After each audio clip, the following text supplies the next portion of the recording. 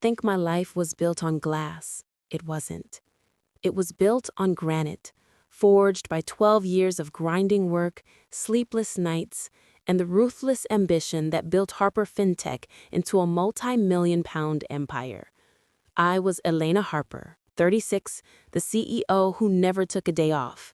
My empire was the granite, and my boys, Liam and Noah, were the diamonds set into it. Liam, 5, all wide-eyed questions and lanky limbs. Noah, 3, a cuddly ball of chaos who still smelled faintly of baby powder. They were my legacy, the only things that mattered when the market closed. And Marcus. Marcus was the charming facade, the perfect, easy smile that promised forever. When he took my hand 4 years ago, I didn't just fall. I integrated him into the core operating system of my life. He was the perfect, supportive husband, a little too eager to manage the home, perhaps, but I was blinded by the simple perfection of our luxury London life. Our penthouse overlooked the Thames, our weekends were filled with family hikes, and I genuinely believed in our forever. The last pillar of my trust was Sophia. My best friend since our messy undergraduate days, she was godmother to both my sons, an aunt they adored. She was always there, the safe harbor, the confidant, the sister I never had. She was the one who insisted on bringing the boys her special homemade juice every other afternoon, a mix of organic kale and fruit to boost their immunity, she'd said. The little angels need their vitamins, Elle, she'd chime, her hand resting warmly on my shoulder. I was too busy building the world for my children to notice that the foundation beneath me was rotting, infested by 2 people I loved. Their motive was simple, primal. They wanted me gone so they could share my life, my money, and the company I built. They wanted our happily ever after to be theirs. The rain was a classic London curtain, gray and miserable, drumming against the floor-to-ceiling windows of the Harper FinTech boardroom. We were finalizing the Q3 projections, the air electric with the smell of new money and strong espresso. I felt a surge of pride, a sense of invincible control. That feeling lasted until the elevator doors dinged. The chaos entered the room in a blur of flashing bulbs and crisp blue uniforms. 2 men and a woman, all Metropolitan Police, moved with a horrifying professional intent. Elena Harper, we have a warrant for your arrest. The clipboard, the quarterly report I was holding, slid from my fingers and hit the polished floor with a silence that screamed. My brain stalled. A coding error. A glitch. This isn't real.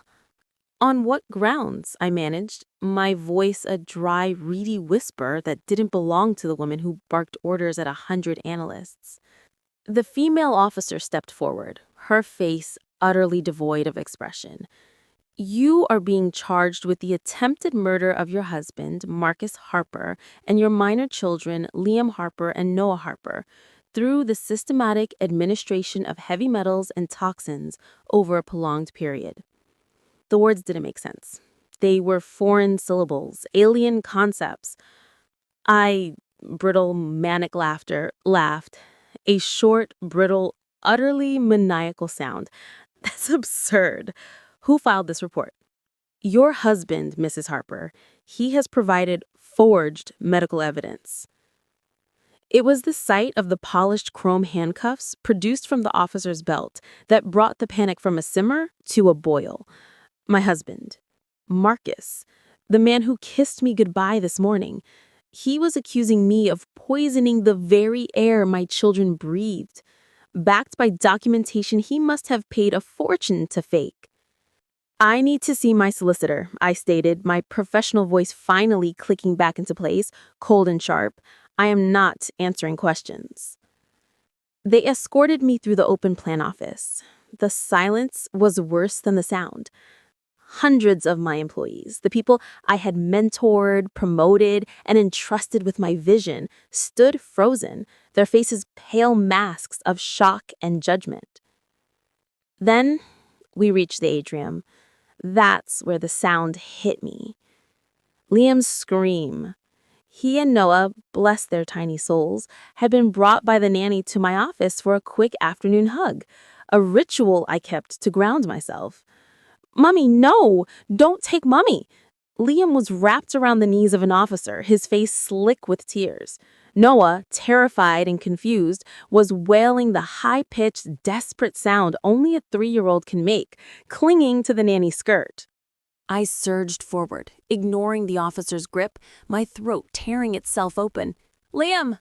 Noah! It's okay, Mummy will be right back. I love you, do not worry." The flashbulbs erupted. The paparazzi had been tipped off, their cameras a relentless, blinding storm. They dragged me out onto the street, the cold London rain instantly soaking my designer suit.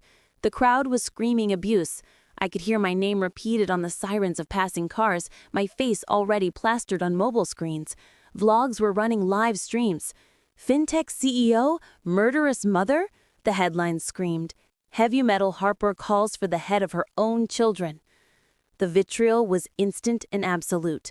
The last thing I saw, the image that cauterized itself onto my retina, was Liam's tiny, terrified face reaching for me, his cry echoing the sickening sound of my world shattering. "Marcus, you will pay for this." The police station was sterile, fluorescent, and utterly soul-crushing. The rage, which had been a hot, useful shield during the arrest, began to solidify into a hard, cold ball in my chest. I sat in an interview room, flanked by 2 officers, and remained silent. I kept repeating the mantra, "Solicitor, now." Miriam, my formidable corporate lawyer, arrived 3 hours later, looking horrified and furious. "Elena, the charges are... they are meticulous, but suspicious. Marcus provided toxicology reports, high levels of thallium, lead, other toxins. The paperwork is dated, citing your supposed product purchases, but the data feels too clean, too perfect." "Lies," I spat, my voice hoarse.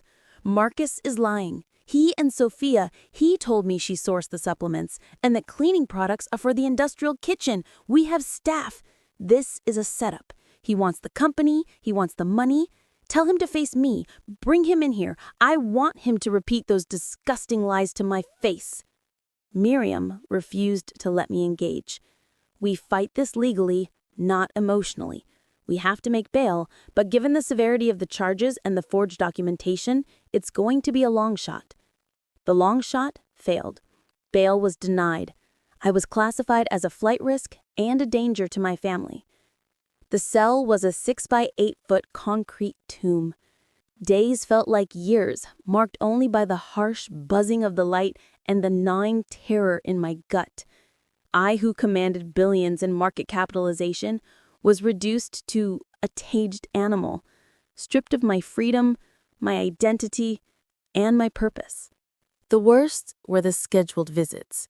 Liam and Noah, brought by a nervous social worker, were on the other side of a thick, scratched partition. I couldn't touch them. I couldn't even hear them properly over the partition's awful intercom. "Mommy, why are you here?" Liam's small voice was full of confusion. "Mommy is working, darling. I have a very big problem to fix."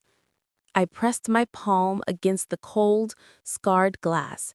His tiny hand, the one that still struggled to tie his own shoelaces, reached up and pressed against mine, separated by the barrier that now defines my entire existence. Noah didn't speak. He just clung to his stuffed bear, his eyes red, looking like a little doll who had been broken and carelessly reassembled. "Did you make us sick, Mommy?" Liam's small voice was full of confusion. The accusation, delivered through the mouth of my own child, was a physical blow. I couldn't breathe. I saw Marcus's invisible hand in that question, twisting my son's love into doubt. Never, my lion, never. I would die before I ever let anything hurt you. Do you understand? Mommy loves you more than anything in the world. He nodded, tears tracing clean paths through the grime on his cheeks. I watched them walk away, their small forms swallowed by the hallway, and the glass wall became a mirror reflecting the hollow-eyed, terrified woman I had become. The fear of losing them, not just custody, but their trust, their belief in me, was a crushing, suffocating weight. That fear was my oxygen. It kept me alive to fight. Miriam was a bulldog, a well-paid, impeccably dressed bulldog. After 2 weeks of hell, she finally had something tangible. We're having the toxicology reports retested, Elena. We suspect the samples were contaminated or switched, but we also have financial movement. My heart hammered against my ribs. Follow the money, Miriam. Marcus has always been a black hole for cash. That was all she needed. The next day, the leaks started. First, the simple things. Marcus had been quietly approving massively inflated vendor invoices through our company's internal accounts payable system. The money was routed to a shell corporation called Phoenix Assets for supposed consulting services. Miriam traced the shell corporation. It was jointly registered to a P. Davies and an M. Harper. They were partners, Elena, in business and in this monster of a plan. Then came the physical evidence. Hotel CCTV footage from an out-of-town conference I couldn't attend showed Marcus and Sophia checking in, sharing a kiss, and leaving 12 hours later. Their deleted WhatsApp messages, recovered by my forensic tech team working illegally around the clock, were a roadmap of the plot. It's nearly done. She suspects nothing. The judge will grant custody so easily with that medical report, darling. Then we have the company and our forever. Our life together starts when hers ends. The betrayal was no longer just a wound. It was a gaping chasm, swallowing every memory, every shared laugh, every moment of trust. The grief for my lost friendship and my lost marriage was instantly incinerated, replaced by a crystalline, blinding fury. The final piece of the puzzle arrived, not from the police, but from Maria, our housekeeper. She had found an old hard drive Marcus had tossed into the bin behind the garage, and knowing he was obsessed with deleting everything, she had held on to it, a faint distrust of him always lingering. My tech team had to bypass 3 layers of encryption, but they did it. Miriam called me to the prison interview room, her face pale but her eyes blazing with triumph. Elena, I need you to brace yourself. We have it, the whole thing. The detective overseeing my case, a sympathetic man named Inspector Collins, was in the room watching the laptop screen with a grim expression. The video started. The background was the colorful, cheerful chaos of my boys' playroom. My playroom. Marcus was kneeling on the carpet facing Liam and Noah. He was holding a bag of brightly colored gummy bears, their absolute favorite, which I only let them have on birthdays. Okay, you're doing so well, my big man, Marcus said, his voice sickeningly smooth. He offered Liam a sweet. Liam took it, but his face was crumpled. But Daddy, I don't like the yucky drink. It makes my tummy hurt. Shh, Marcus said, his voice dropping, edged with a subtle, chilling, menacing threat. It's just pretend, Liam. Look at your brother. He's being a good boy. Noah was sitting next to him, silently clutching his teddy, his eyes wide and vacant. He looked unwell, exhausted. Now, Marcus continued, his hand resting too heavily on Liam's small shoulder. We're playing a game, remember? The sweet game. If anyone asks, who gave you the yucky drink, what do you say? Liam sniffled. Mommy did. Marcus gave him another gummy bear. And why did Mummy give you the yucky drink? Liam dissolved into tears, shaking his head. I don't know, Daddy. I want Mommy. Marcus's mask cracked. His eyes flashed with impatience, and his hand tightened. You say she wanted you to sleep. You say she was mean. If you don't say it right, Daddy won't buy you the big robot, and Mummy will stay away forever. Liam, 5 years old, scared, sickened, and threatened, whispered the lie, his voice broken. Mommy gave us the yucky drink. The video ran for 5 more minutes, a raw, unedited masterclass in psychological abuse. Marcus, the monster, was systematically destroying my children's innocence, training them to weaponize their pain against me. I didn't cry. My hands, resting on the steel table, were steady.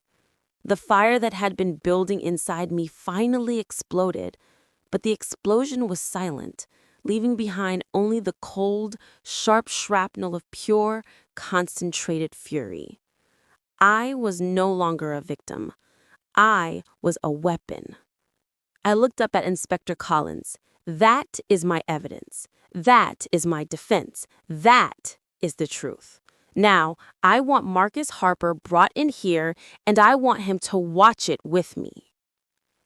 Miriam, pulling strings only a top city solicitor could, arranged the confrontation. They couldn't refuse. The evidence was too damning. The nanny cam footage too explosive. It proved the original false testimony came under duress, coached by the accuser himself. Marcus was brought in, arrogant and smug, escorted by a nervous duty solicitor. He sat opposite me, leaning back, the perfect picture of an aggrieved husband. Look at you, Elena, he sneered, his voice dripping with false pity. Just sign the divorce papers. You've lost. Let me take care of the boys. I didn't flinch. I looked at him not with love, not with hate, but with the clinical detachment I used when reviewing a failed corporate takeover. You've forgotten one thing, Marcus. I built this empire. I know how to find deleted files. I nodded at the officer. The video played. Marcus's composure fractured instantly. His eyes, fixed on the screen, went wide with disbelief, then pure, naked terror. The air in the small room thickened with the sound of his voice on the laptop, the cajoling tone, the brutal threat. Mummy will stay away forever. When he heard Liam's tearful lie, Marcus lunged forward, scrambling to turn the laptop off. That's inadmissible. That's edited. It's a trick. The officer held him back easily. I watched him struggle, this man who had seemed so charming, so invincible, reduced to a desperate animal. I leaned forward, my voice a quiet, venomous hiss that commanded more attention than any shout. I listened to my son Marcus, my 5-year-old boy. He told me a lie that you forced him to tell. You fabricated the poisoning, you poisoned his mind, and you poisoned the memory of his mother. You did this to seize a company I created from nothing and money I earned on my own. You did this so you and Sophia could have my life. You didn't want me dead for another lover. You wanted me dead because you could never measure up to me. And now you have lost everything. He looked at me then, truly looked, and saw the CEO, the force that built the empire, not the heartbroken wife. He crumbled, his face a mask of sweat and defeat. The duty solicitor was already whispering furiously, signaling that the game was truly over. My arrest was overturned. The charges were dropped. The focus shifted immediately to Marcus and Sophia. The trial was the only place Marcus and Sophia could still hurt me, could still steal my truth and attempt to sell their lies to the world. The courtroom was packed, the benches filled with journalists, investors, and morbidly curious members of the public. I sat next to Miriam, wearing a sober, expensive black dress, my face composed. I looked like the CEO I was, not a weeping wife. That's what Marcus expected. Sophia testified first. She was pathetic, a pale shadow of the confident friend I knew. She claimed Marcus had coerced her.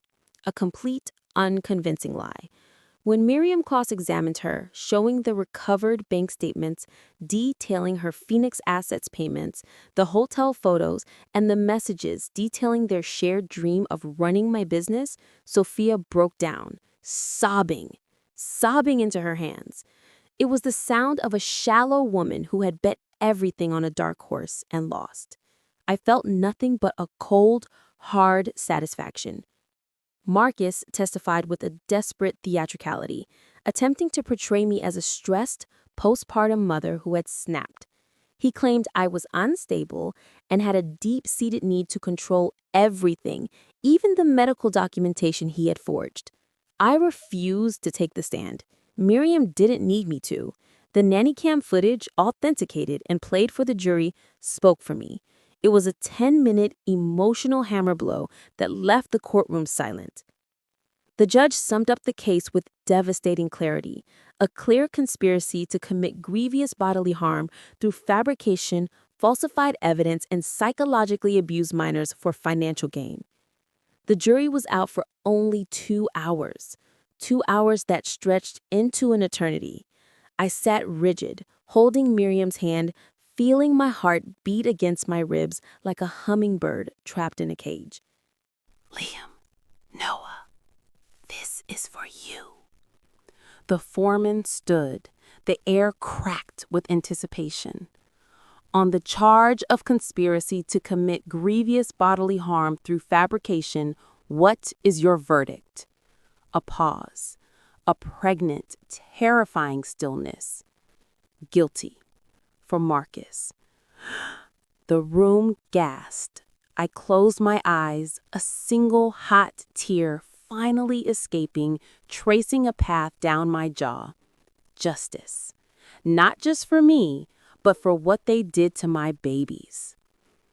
And on the charge of conspiracy to commit fraud and psychological harm, what is your verdict? Guilty. For both of them. Then the second question, the one that mattered to me, my own vindication. On the charge of attempted murder of Marcus Harper, Liam Harper, and Noah Harper by the defendant, Elena Harper, what is your verdict? The foreman looked directly at me. Not guilty. The gavel slammed down, the sound ringing like a glorious, deafening bell. A roar erupted in the courtroom, but I barely heard it. My granite foundation, which had been splintered, shattered, and reduced to rubble, was slowly, miraculously reforming. The moment I walked out of that building, the London sky was doing what it did best, weeping. But I didn't care. The media circus was there, a frenzy of microphones and shouted questions, but I saw none of it. I had eyes only for one thing. Miriam's legal team had arranged the reunification. Liam and Noah were waiting just beyond the courthouse steps, held by Maria, who was crying tears of relief. They saw me. The recognition, the absolute certainty crossed Liam's face first. He didn't hesitate. "Mommy!" They ran. 2 small, perfect torpedoes of love, arms outstretched. I dropped to my knees on the cold, damp pavement, heedless of the cameras, the rain, or the world. My arms flew open, ready to receive the only things that mattered. Liam hit me first, wrapping his arms around my neck, squeezing with the desperate strength of a 5-year-old who had endured too much. His tears, warm against my skin, were mixed with the cold rain. "Mommy, I'm sorry. I'm sorry I said the bad thing. He told me." I held him tight, burying my face in his damp hair, breathing in the sense of my child, the sense of safety, of home. "It's okay, my lion. It's okay. It wasn't your fault. Never your fault." Then Noah, the little one, who hadn't cried since the arrest, finally let go. He clamped onto my thigh, his teddy bear pressed against my cheek, and let out a wail that wasn't terror, but release. He sobbed into my suit jacket, tiny, broken noises that finally melted the ice-cold ball in my chest. I gathered them both, hugging them so tightly I could feel the precious, fragile beat of their hearts against mine. I kissed the tops of their heads, rocking back and forth on the wet pavement, tears of fierce joy and exhausted grief streaming down my face. "I'm here," I whispered into their hair, my voice thick with emotion, repeating the words like a vow. "I'm here, my precious boys. We're safe. We're together. And no one will ever take us apart again." It wasn't the end of the fight. There were civil suits, custody hearings, and the long, slow work of healing my son's trauma. But as I finally stood up, clutching my boys, I looked past the cameras, past the gray rain, and into the future. My empire had been tested, my heart had been shredded, but the granite held. I had lost a husband and a friend, but I had saved my world. And in that moment, walking away with my children, I was more powerful, more truly the architect of my own life than I had ever been before.